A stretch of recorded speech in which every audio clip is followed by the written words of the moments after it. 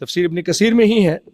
امام احمد روایت کرتے ہیں عبادہ بن صامت رضی اللہ تعالی عنہ سے، وہ کہتے ہیں کہ ہم نبی صلی اللہ علیہ وسلم کے پاس بیٹھے ہوئے تھے تو آپ صلی اللہ علیہ وسلم نے فرمایا تبایعونی، کہ میری بیعت کرو گے، علی اللہ تشرکوا باللہ شیئا، کہ تم اللہ کے ساتھ کسی کو شریک نہیں کرو گے، مردوں سے بھی، ولا تسرقوا، چوری نہیں کرو گے، ولا تزنوا، زنا نہیں کرو گے، ولا تقتلوا اولادکم، اپنے اولاد کو قتل نہیں کرو گے. قرأ الآیہ التي اخذت علی النساء، وہ آیت پڑھی جو آپ صلی اللہ علیہ وسلم نے عورتوں سے بیعت لیتے ہوئے پڑھی تھی، جو آپ نے ابھی سنا سورۃ ممتحنہ کی آخری آیت سے جو پہلی والی آیت ہے، آیت نمبر 12. پھر اس کے بعد آپ صلی اللہ علیہ وسلم نے اس بیعت کے بعد کہا فمن وفا منکم، غور سے سنیے یہ سب کے لیے، فمن وفا منکم فاجرہ علی اللہ، جو ان باتوں کو پورا کرے گا، مکمل کرے گا، وفاداری کرے گا، تو اس کا اجر اللہ پر ہے، اللہ اس کو اجر دے گا.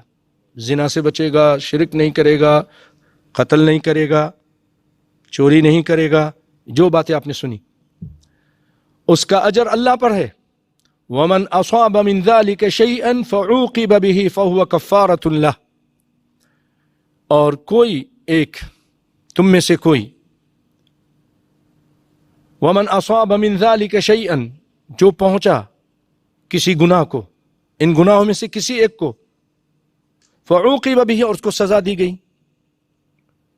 اللہ نہ کرے چوری کی تو ہاتھ کاٹ دیا گیا، زنا تو اس کو درے لگے، یا اگر شادی شدہ تھا تو اس کو یعنی پورے گواہی کے بعد.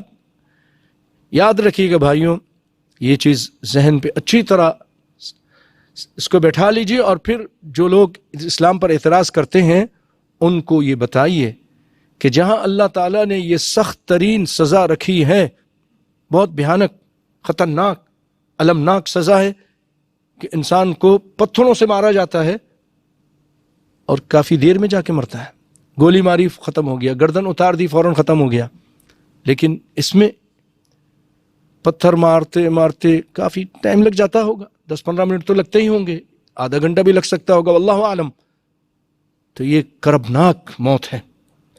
تو اس کی شروط بھی بہت سخت ہیں. جہاں یہ سزا بہت سخت ہے تو اس کے شروط بھی بہت سخت ہیں کہ 4 گواہ آئیں گے جنہوں نے اپنی آنکھوں سے دیکھا ہے، اور ان کے بیان میں کوئی فرق نہیں ہوگا.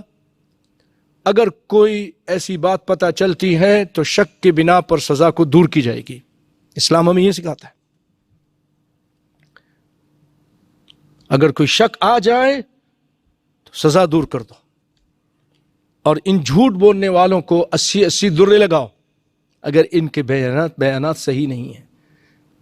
اس کا اجر اس پر ہے. اگر کسی نے کوئی اس گناہوں میں سے کوئی گناہ کر لیا تو اس کو سزا ملی تو اس کے لیے کفارہ ہے، یہ اس کے لیے کفارہ ہے، اب آخرت میں سزا نہیں ملے گی. کفارۃ اللہ ومن اصاب من ذلک شیئا، پھر آپ نے فرمایا کہ تم میں سے یا کوئی بھی ان گناہوں کو پہنچا، ان گناہوں میں سے کسی گناہ کا مرتکب ہوا، فسترہ اللہ علیہ، اور اللہ نے اس پر پردہ ڈال دیا دنیا میں، تو اس پردے کو چاک نہیں کرنا چاہیے، نہیں بیان کرے.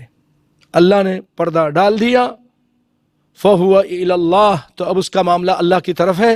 ان شاء غفر و ان شاء عذب، اب اگر اللہ چاہے تو اس کو معاف کر دے قیامت کے دن توحید کی برکت سے، چاہے تو اس کو عذاب کرے، پھر توحید کی برکت سے اس کو جہنم سے نکال دے گا. تو نبی صلی اللہ علیہ وسلم اس طرح مردوں سے بیعت لیتے تھے اور ان کو اس طرح کی بات بھی کرتے تھے.